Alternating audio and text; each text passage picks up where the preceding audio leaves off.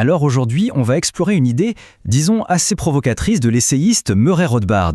Imaginez un peu, et si les enfants avaient le droit absolu de fuguer? C'est vraiment le point de départ de son texte, Kid Lib, et ça vient complètement dynamiter notre vision classique des droits de l'enfant. Et pour Rothbard, tout commence avec cette question.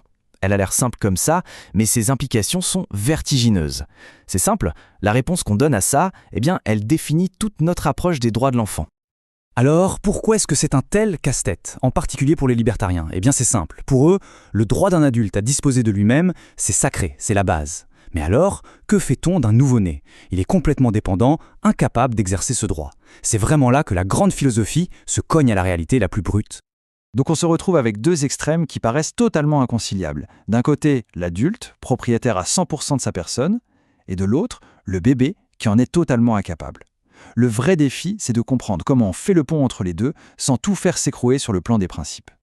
Et pour se sortir de ce pétrin, Rothbard propose un truc assez malin. Il change complètement d'angle d'attaque. Il dit « Stop, arrêtons de se perdre dans des débats infinis sur ce qu'est une personne ». À la place, il nous invite à regarder tout ça à travers le prisme du droit de propriété. C'est un changement de perspective radical. Et pour bien saisir ça, il faut revenir à un concept fondamental de la pensée libertarienne, la propriété de soi. C'est une idée toute simple en fait. Chaque individu est l'unique propriétaire de son corps, point. C'est vraiment le socle, la fondation sur laquelle tout le reste va être bâti. Du coup, la conclusion logique pour Rothbard, elle est assez directe. Il dit « Le fait primordial, c'est que l'enfant vit sur la propriété de ses parents ». Qu'est-ce que ça veut dire concrètement? Ça veut dire qu'il est un peu comme un invité dans leur maison. Et comme n'importe quel invité, il doit respecter les règles du propriétaire. Et ça donne quoi dans la vie de tous les jours? Eh bien, ça veut dire que les parents, puisqu'ils sont les proprios, ont le droit de fixer les règles du jeu à la maison.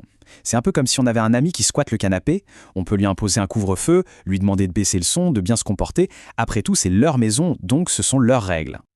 Ok, mais si l'enfant n'est qu'un invité, ça soulève une question hyper importante. Que se passe-t-il si cet invité décide qu'il en a marre des règles? Et c'est là, précisément, qu'on touche à l'idée la plus radicale de Rothbard. La question à 1 million, c'est donc à quel moment ça bascule? Quand exactement est-ce qu'un enfant devient pleinement propriétaire de lui-même et sort, de fait, de l'autorité parentale? Et la réponse de Rothbard, elle est brutale de simplicité. Il dit que la pleine propriété de soi s'acquiert à l'instant même où l'enfant quitte la maison de ses parents. C'est tout. L'acte de partir, c'est l'acte qui fonde sa liberté.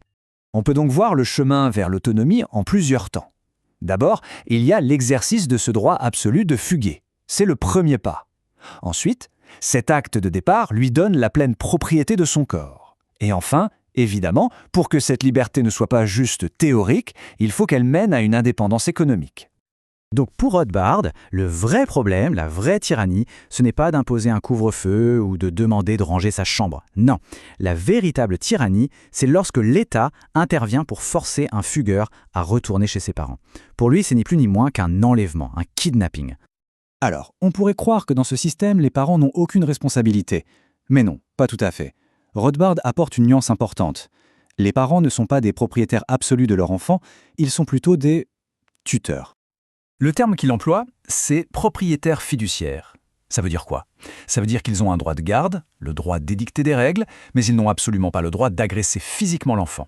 Et surtout, la ligne rouge infranchissable, c'est de l'empêcher de partir. Et en fait, ce rôle de guide est même un devoir moral. Rothbard s'appuie ici sur une analyse d'Isabelle Patterson pour opposer deux modèles d'éducation. D'un côté, il y a le système qu'on va dire traditionnel, de la discipline au début pour forger des adultes libres et indépendants plus tard. Et de l'autre, le modèle progressiste, une liberté totale dès l'enfance qui, ironiquement, produirait des adultes soumis à la pression du groupe. Bon, et pour finir, on va aborder les conséquences les plus controversées de la logique de Rothbard. Ça touche à l'adoption, à l'école et bien sûr au rôle de l'État. En poussant son raisonnement jusqu'au bout, Rothbard arrive à quelque chose qui peut choquer, la défense d'un marché libre des bébés. Alors attention, il faut bien comprendre, il ne s'agit pas de vendre des êtres humains comme des objets.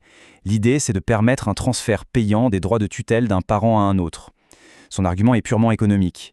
Il dit que le système actuel, où l'adoption a un prix de 0, crée des pénuries et des listes d'attente interminables.